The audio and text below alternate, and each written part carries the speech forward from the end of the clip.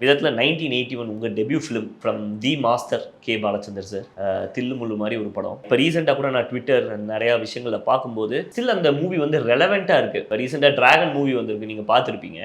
I think KB sir is still relevant. You would be so much emotional. உங்களோட குருநாதர், few words about him.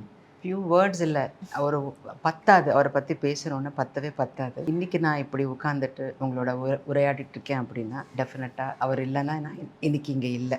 I am humbled to be in this beautiful world of cinema today. நான் அது வந்து நான் ஸ்கூலில் படிக்கும்போது எனக்கு வந்த வாய்ப்பு அது. I think I was Hartley 14 years இருக்கும் அந்த படம் பண்ணும்போது. சைல்டு ரோல் மாதிரி தானே. My first shot was with the super star Rajinikanth. My last shot was with Kamal Haasan. அது எவ்வளோ பெரிய கொடுப்பனை பாருங்களேன்.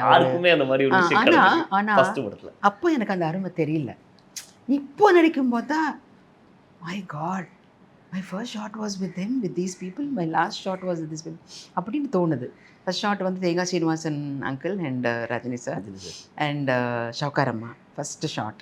லாஸ்ட் ஷாட்டும் கமல் அந்த அந்த அந்த கோட்டில் வர coat scene. So I am so blessed. I feel அந்த அருமை அப்போ தெரியல, அந்த ஏஜ் அந்த வயசுக்கு தெரியல. ஒரு விளையாட்டாக ஏதோ ஒன்று பண்ணேன். அதுக்கப்புறம் இப்போ தான் I am able to enjoy that.